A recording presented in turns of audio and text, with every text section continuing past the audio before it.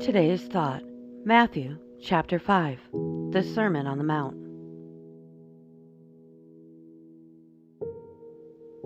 And seeing the multitudes, he went up into a mountain, and when he was set, his disciples came unto him.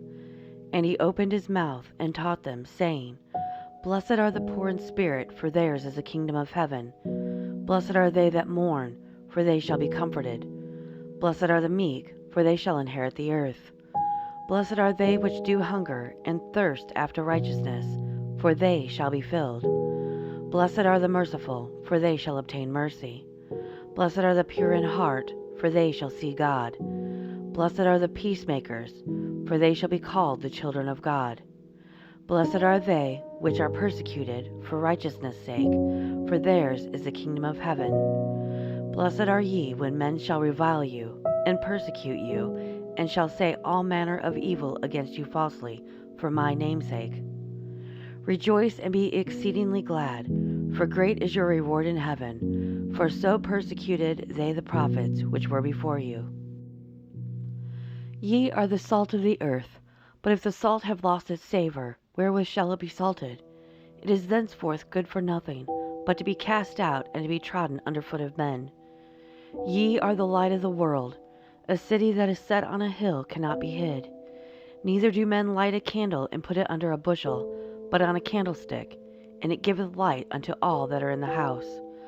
Let your light so shine before men, that they may see your good works and glorify your Father which is in heaven. Think not that I am come to destroy the law or the prophets. I am not come to destroy, but to fulfill. For verily I say unto you, till heaven and earth pass, one jot or one tittle shall in no wise pass from the law, till all be fulfilled. Whosoever therefore shall break one of these least commandments, and shall teach men so, he shall be called the least in the kingdom of heaven. But whosoever shall do and teach them, the same shall be called great in the kingdom of heaven. For I say unto you, that except your righteousness shall exceed the righteousness of the scribes and Pharisees, ye shall in no case enter into the kingdom of heaven. Ye have heard that it was said by them of old time, Thou shalt not kill, and whosoever shall kill shall be in danger of the judgment. But I say unto you, that whosoever is angry with his brother without a cause shall be in danger of the judgment, and whosoever shall say to his brother, Raca, shall be in danger of the council. But whosoever shall say, Thou fool, shall be in danger of hellfire. Therefore, if thou bring thy gift to the altar, and there rememberest that thy brother hath aught against thee, leave there thy gift before the altar, and go thy way. First be reconciled to thy brother, and then come and offer thy gift. Agree with thine adversary quickly, whilst thou art in the way with him, lest at any time the adversary deliver thee to the judge, and the judge deliver thee to the officer, and thou be cast into prison. Verily I say unto thee, thou shalt by no means come out thence, till thou hast paid the uttermost farthing. Ye have heard it was said by them of old time, Thou shalt not commit adultery. But I say unto you, that whosoever looketh on a woman to lust after her, hath committed adultery with her already in his heart. And if thy right eye offend thee, pluck it out, and cast it from thee. For it is profitable for thee that one of thy members should perish, and not that thy whole body should be cast into hell. And if thy right hand offend thee, cut it off, and cast it from thee. For it is profitable for thee that one of thy members should perish, and not that thy whole body should be cast into hell. It hath been said, Whosoever shall put away his wife, let him give her a writing of divorcement. But I say unto you, that whosoever shall put away his wife, saving for the cause of fornication, causeth her to commit adultery, and whosoever shall marry her that is divorced committeth adultery. Again ye have heard that it hath been said by them of old time, Thou shalt not forswear thyself, but shalt perform unto the Lord thine oaths. But I say unto you, swear not at all, neither by heaven, for it is God's throne, nor by the earth, for it is his footstool, neither by Jerusalem, for it is the city of the great King. Neither shalt thou swear by thy head, because thou canst not make one hair white or black. But let your communication be, yea, yea, nay, nay. For whatsoever is more than these cometh of evil. Ye have heard that it hath been said, An eye for an eye, and a tooth for a tooth. But I say unto you, that ye resist not evil, But whosoever shall smite thee on thy right cheek, turn to him the other also. And if any man will sue thee at the law, and take away thy coat, let him have thy cloak also. And whosoever shall compel thee to go a mile, go with him twain. Give to him that asketh thee, and from him that would borrow of thee turn not thou away. Ye have heard that it hath been said, Thou shalt love thy neighbor, and hate thine enemy. But I say unto you, love your enemies, bless them that curse you, do good to them that hate you, and pray for them which despitefully use you and persecute you, that you may be the children of your Father which is in heaven. For he maketh his sun to rise on the evil and on the good, and sendeth rain on the just and on the unjust. For if ye love them which love you, what reward have you? Do not even the publicans the same? And if ye salute your brethren only, what do ye more than others? Do not even the publicans so? Be ye therefore perfect, even as your Father which is in heaven is perfect.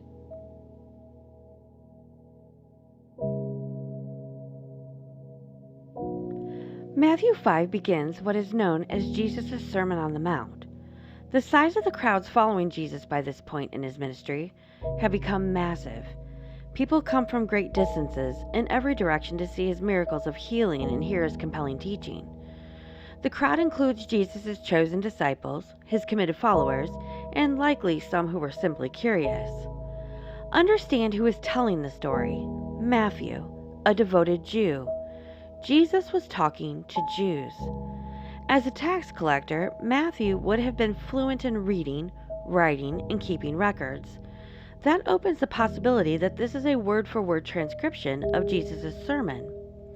Even if Matthew compiled this from Jesus' later repetitions, the words are still surprising, even confusing, and challenging. Matthew's reporting of the sermon begins with a list of sentences called the Beatitudes. That name comes from the Latin word beatus, which means blessed or happy. Each sentence begins with the words, blessed are.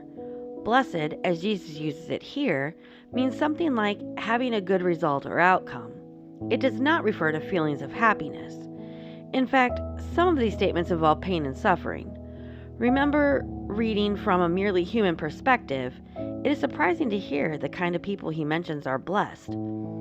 Human nature doesn't associate humility and mourning with good outcomes. Jesus' entire sermon, though, is designed to show those who listen that our normal perspectives are upside down. What matters most is humility and the kingdom of God. These attitudes are reflections of those who understand God's will and his perspective. Next, Jesus emphasizes to his disciples that their lives are enormously valuable. They are the salt of the earth and the light of the world. That's why it is so important that they do the good works God gives them to do. It is how those in the darkness of the world will see God. Like lamps give light to a dark room, or salt prevents decay in food, Christian influence is meant to counter evil and despair. Jesus then makes it clear he has not come to do away with the law of the prophets. This phrase is a reference to the scriptures we now call the Old Testament. They are not being dismissed, but Jesus has come to satisfy them. His mission is not to discard those commandments, but to bring them to their full and complete purpose. In order to do that, Jesus explains the deeper meaning of those commandments. This begins with a remark about exceeding the righteousness of the infamously stricken scribes and Pharisees. His point is twofold. Their righteousness is superficial, and no person can be good enough to earn heaven on their own. What does it mean to have a righteousness that surpasses that of Israel's religious leaders? Jesus explains this with a series of examples using a pattern of, you have heard, but I say. The point is not necessarily to dismiss the words being taught. Rather, Jesus' point is to explain that there is something more to God's commandments than bare legalism. In each case, Jesus explains that merely avoiding physical sin is not good enough. God intends his word to affect our hearts. Our thoughts and attitudes can be sins, just as much as our behavior and speech. Avoiding murder follows the sixth commandment. Yet, truly following that commandment as God intended also means not harboring unrighteous anger. Anger is not exactly identical to murder, but anger is a sin just as much as murder is a sin. Christians ought to seek reconciliation both with God and with others rather than face judgment. The seventh commandment forbids adultery, but God means something more than merely avoiding physical acts. The phrasing Jesus uses here implies active thinking, the choice to dwell, fantasize, or ogle someone. It can also mean making efforts to tempt another person into sin. Lustful thoughts are not exactly the same as physical adultery, but they are every bit as sinful. With that in mind, Jesus makes deliberately exaggerated statements about the danger of our urges.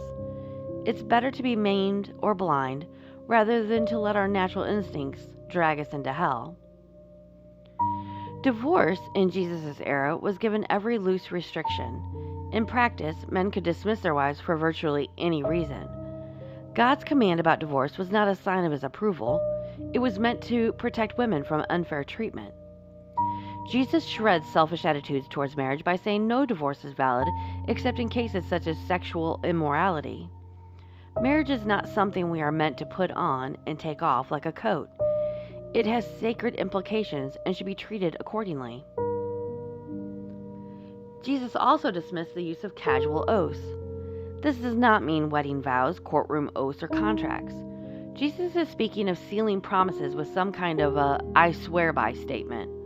While the Old Testament allowed for oaths in the name of God, people of Jesus' era would swear on lesser things, often to excuse later violations.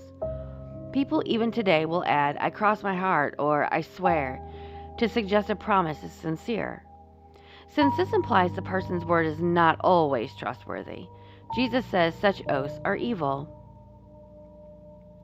Christ also refers to the Old Testament's law of retaliation, from Deuteronomy 19:21. This was meant to prevent conflicts from spiraling out of control by keeping punishments equal to the offense. In personal matters, though, Jesus commands believers to seek peace over getting even. Insults and abuses should be ignored or returned with more love and service than the aggressor expects. This even extends to demonstrating love and praying for those who hate and persecute us. Jesus' final demand of those who would be righteous before God is the most difficult of all. You must be perfect as God is perfect. This not only explains the depth of God's commandments, it sets the stage for Jesus' preaching of the gospel as salvation by grace through faith.